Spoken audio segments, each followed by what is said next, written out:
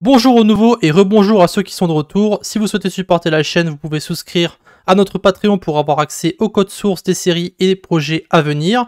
Vous pouvez aussi rejoindre notre Discord qui est public. Si vous êtes intéressé par les jeux vidéo, vous pouvez souscrire à ma deuxième chaîne.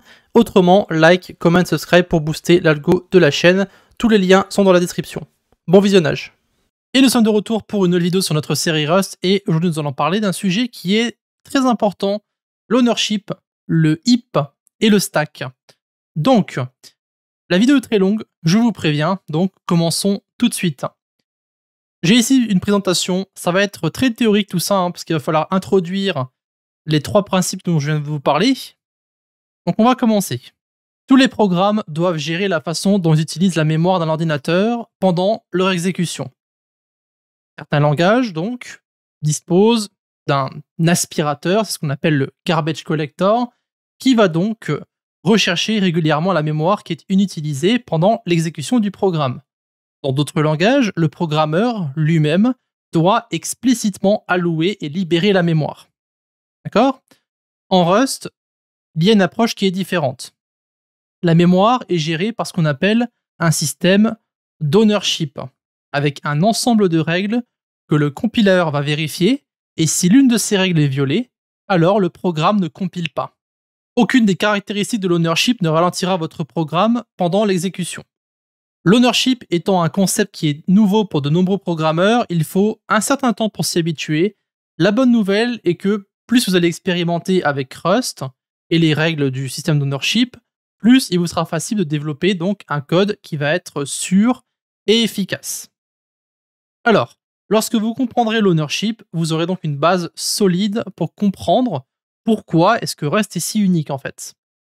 Alors, je vous donne maintenant les règles de l'ownership.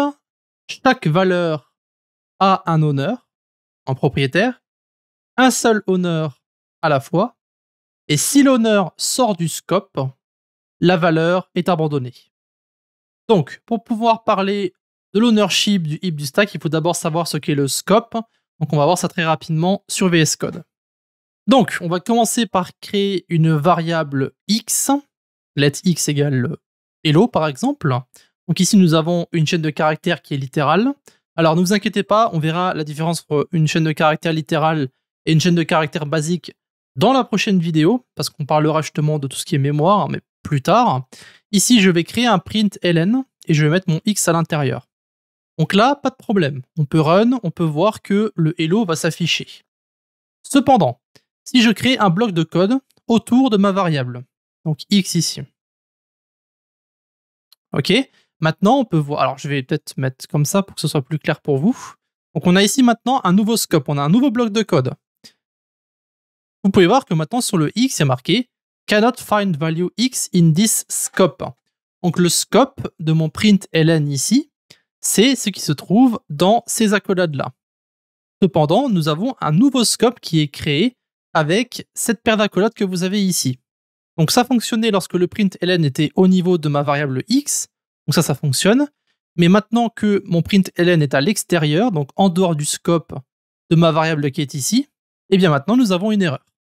Maintenant, revenons à notre principe de l'ownership et introduisons les deux prochains termes, le stack et le heap. Dans de nombreux langages de programmation, il n'est pas nécessaire de penser très souvent au stack et au heap, mais dans un langage de programmation comme Rust, le fait qu'une valeur se trouve sur le stack ou le heap va affecter le comportement du langage et la raison pour laquelle vous devez prendre certaines décisions. Maintenant, c'est quoi le stack et le heap? Ils font en fait tous les deux parties de la mémoire que le code peut utiliser au moment de l'exécution. Mais ils vont être structurés d'une façon différente. Donc, le stack va stocker les valeurs dans l'ordre où elle les reçoit. Et ensuite, elle va retirer les valeurs dans l'ordre inverse. Donc, c'est un peu dernière entrée, premier sorti. Pensez à une pile d'assiettes. Lorsque vous ajoutez des assiettes, vous les mettez sur le dessus de la pile. Et lorsque vous avez besoin d'une assiette, eh bien, vous la prenez aussi au-dessus. Ajouter ou retirer des assiettes par le milieu ou par le bas, ça fonctionne beaucoup moins bien. Il y a beaucoup plus d'efforts à faire.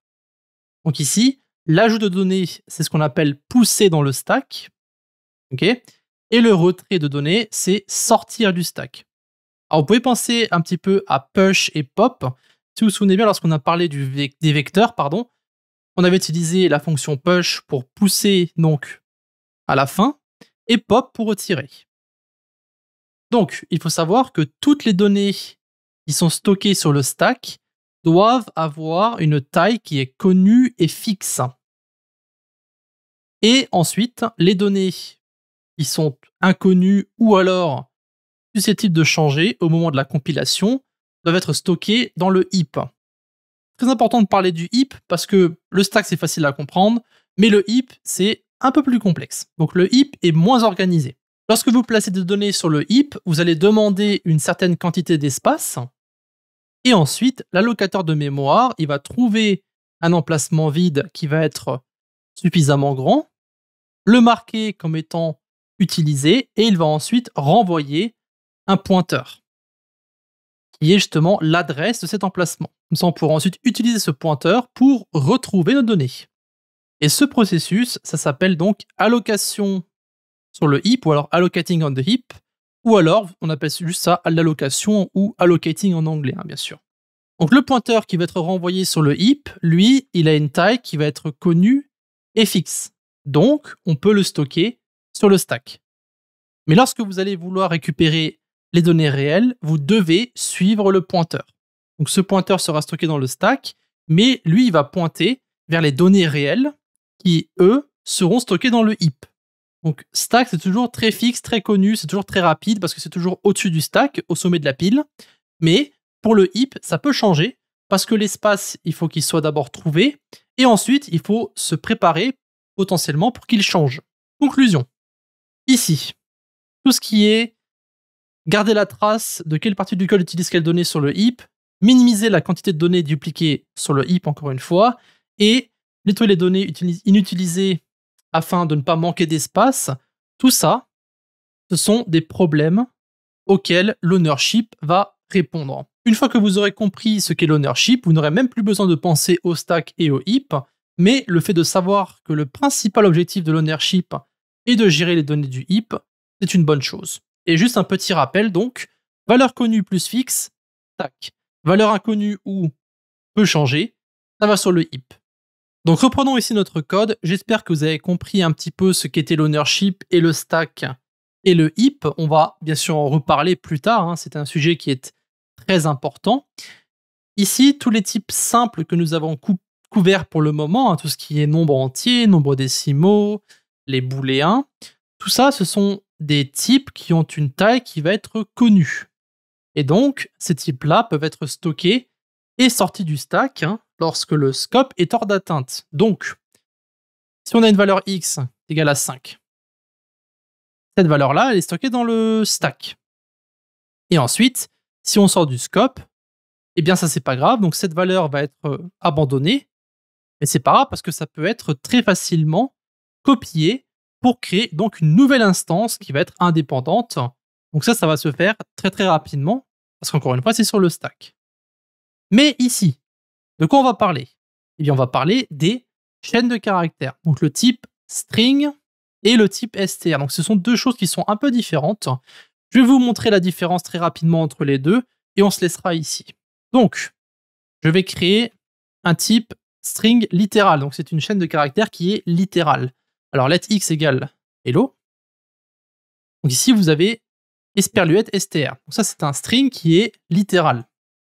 Ici, si vous affichez x, pas de problème. On affiche, on run. Ok, hello se montre. Mais vous ne pouvez pas rajouter de données sur votre hello ici. Vous ne pouvez pas le changer. Donc ici, si je fais mute et que j'essaie d'utiliser une fonction pour rajouter du contenu à l'intérieur de mon hello ici, donc pour faire ça, vous faites x.push_str et vous mettez ensuite donc ce que vous voulez rajouter. Donc ici, je vais mettre world. Donc hello, world. Donc ça, c'est la fonction qui est utilisée pour justement rajouter ou pousser donc une autre chaîne de caractères sur le hello que nous avons ici. On peut voir qu'ici, il y a une erreur. Marqué no method name push str found for reference str in the current scope. Donc, maintenant, imaginons qu'on crée un type string. Alors on a vu comment faire ça, hein, si vous vous souvenez bien, c'était string, double point, from, et ensuite des parenthèses. Donc maintenant, ce n'est plus un type string littéral, donc esperluette str, c'est le type string avec un S majuscule. Et maintenant, on peut voir que ici, notre push str, il est plus souligné, il fonctionne parfaitement, et si vous appuyez sur run, on peut voir que vous avez maintenant hello, virgule, world. Donc ça, c'est une des différences entre les deux, c'est le fait de pouvoir justement changer cette valeur-là, et ça va aussi être différent au niveau de la mémoire. Cependant, vu qu'on a quand même parlé de beaucoup de choses aujourd'hui, je voulais juste introduire une des différences entre les deux, et ce qu'était l'un et ce qu'était l'autre. Donc on va se laisser ici, et on verra dans la prochaine vidéo pour parler de la différence entre les deux et comment ça se passe au niveau de la mémoire.